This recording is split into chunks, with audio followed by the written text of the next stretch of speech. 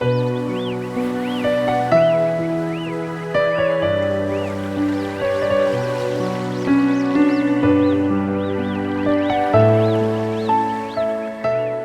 家好，我是小雪，我今天来到了贵阳花溪。在花溪这个夜郎谷的旁边呢，它有一个园子，里面放着一棵拥有4300多年的一棵金丝楠木。现在我们准备去看一下。大家看啊，应该就在前面了。这里有一个千年金丝楠木王，应该就是在这个里面了，要往里面走。我们一走进这个园子呢，就可以看到，在这个园子的正中间放着一棵巨大的一棵树，那个应该就是金丝楠木了，非常的巨大。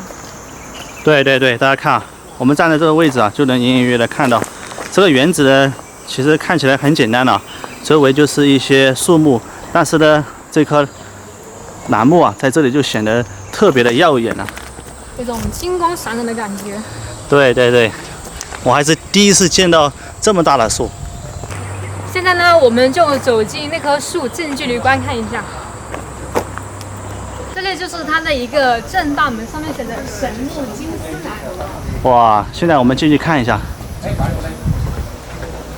哇，这里有个帅哥。哎，这里有个帅哥。哎，你好。是这里的管理人吗？对。那哦。个4300年的古树是哪一个？4300年，现在是合法手术采伐，直径最大的一棵金丝楠木。它这个采摘是要有证是吧？要有。必须要有林业部门的那个采伐许可证。对，林业厅的，这是贵州省林业厅的出具的采伐许可证。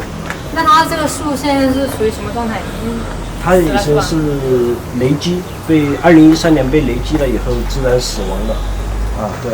那它是就本身在这里呢，还是呢？是从贵州铜仁、德江运过来的。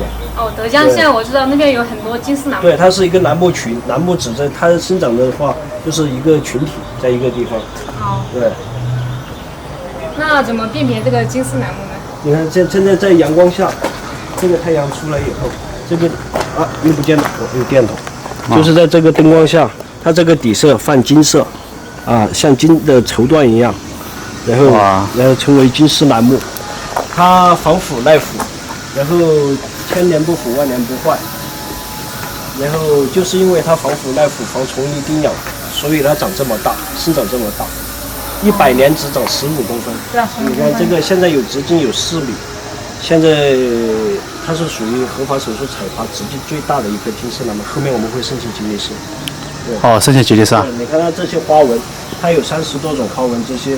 龙胆纹、水波纹、云彩纹、雨滴纹，有很多种花纹都在这上面，它属于金丝楠木的极品。极品啊！那是所有的金丝楠木都有这个，都叫金丝吗？楠木有30多种，真正的金丝楠木就是小叶真楠，就是这个。就这个。对，小叶真楠，然后它这个产生的金丝，然后它这个香味很好，它对于人体的这个功效各方面都很好，它有一个美名叫兰香圣人。那它这个金丝楠木是很小的时候就有金丝吗？还是到一定的年龄？必须达到几百上千年，才产生这个金丝，100年它都成不了材。600年它产生金丝，等于说它1000年它才成为栋梁之材。等于说它要上千年才会体现它的价值。就像故宫里面的金丝楠木的大柱，这些都是上千年的。对，他们是用玻璃罩着供人保护。然后保护不让随便让人摸，是属于文物了。我们这个的话，就是相当于它是雷击木，是辟邪镇宅的，所以我们游客过来，我们也可以让他摸一下、沾一下它的那个福气。对。我看你们外面写的那个4300年金丝楠木王，它是目前发现最大的吗？是采伐最大的。采伐最大的。对，它是直径最大，长度有比它更长的。对。它那个直径有多长？它这个是大乔木，现在还有16吨。在14年的时候，我们拿回贵阳，然后当时它的树枝加根部这些整体有差不多70多吨。70多吨。现在它还有16吨。现在它这个局部就是这一节还有16吨。那16吨在哪里呢？其他的它的材料啊、根啊，我们做了一些工艺品、艺术品，然后包括一些还有它的树枝啊，就放在厂里面。当时70多吨的话，那你这个运费也不估估计也不少吧。14年，它是在半山坡，像这里，你看这里有图片，它这里，它当时是在，就是这样，是在半山坡。哦，半山坡，然后下面全是农田，然后当时的话运它的时候，然后修了一条路。哦，直接修了一条路。修了一条路挖进去的了，然后整整挖它的时候挖了差不多2个多月，然后人工，然后挖机，然后吊车，去了很多的大型的机械设备。哇，那这个成本都不得了啊！这个。它当时这个树根，这个整个树根比这块水泥地还大。哦，它的根是吧？对，它很多分支，4000多年的分支。对对对。啊，整个，然后它是微树，旁边有农房。哦。啊，当时它被雷击掉，一棵树枝打下来，把别人家的房子也给它给压垮了。对对对。哦。那这个是现在是属于国家保护的，那你是怎么？它是活着的时候是国家挂牌保护的2级保护植物，然后现在它是自然死亡以后形成微树，然后就是林业厅就是出具采伐许可证，然后就是对这种微树进行处理，就是进行一些拍卖，然后我们拿在手里面。那你是拍卖过来的是吧？对。哦，我们知道在古代的时候，它这个是属于皇亲贵族的专用，那放到现在的话，它价格如何？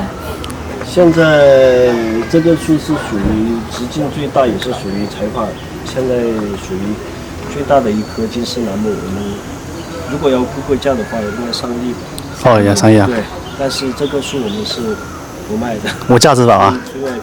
对对对。给钱它就值钱。上亿我要多出多少个亿都可以，我不卖它就是无价之宝。对对对，是的，是的。这个属于是它的根部了哈。对对对，那根部这是后面来我们做了一个底座，让它放在这里。然后专门给它做个底座。对，因为当时我们把它运走的时候上不了高速，所以把它的根切了很多瓣。然后所以现在就是做了一个底座放在这里。那它的总高度有多高？现在有11米。11米重16吨。那完好的时候有多少米？完好的时候它是属于大乔木，差不多30-40米。哇，那么高啊！对，大乔木。金丝楠木我有看过，但是没有看到像表面这么光滑。这个是加工的吗？以前有树皮，然后我们把它树皮把它抛掉以后进行打磨、抛光，然后上来一道清漆保护，因为它在外面是晒雨淋的。它会开裂，它不会腐烂。然后所以我们把它做了一个保护，每年都要保护维护一次。这边这个也是那个金丝楠木吗？也是金丝楠木，这是3棵树。这边有3棵是吧？对，那3棵树，然后这棵有1300年。那这个1300多年了。对，这个是山体滑坡以后自然死亡的。然后这个是属于雨滴纹的。雨滴纹。对，在灯光下，它这个雨滴的这个花纹就出来了。这样子。那这边那个呢，也是1000多年吗？那个2000多年啊。这个2000多年。基本这样的古树都是上千年，它用了100年只长15公分这么大。那你这2棵小的都是从哪里来的呢？从黔东来，贵州黔东来。就这一棵是从铜仁是吧？这一棵是铜仁的。你们当时就是花了那个半个月是吧？2个月对吧？差不多2个多月。那当时运费都不得了了，运费大概都花了多少？花了到差不多200万。200万啊。因为它是在半山坡，然后修了一条路，然后用一些大型的吊车设备啊，然后一些运车，这些进去，然后用人工刨土，然后把它的这些根啊这些全部给它挖掘出来。你们是怎么考证它这个有4300多年的呢？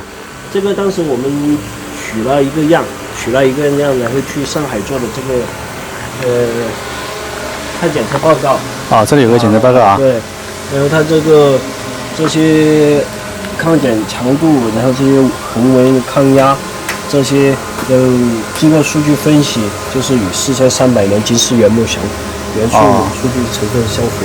4300多年，那都到什么时期了？我记得都在那个什么夏朝之前了吧？对，那之前差不多。太难得了这个。在这个中间呢，就是那棵4300年的神树。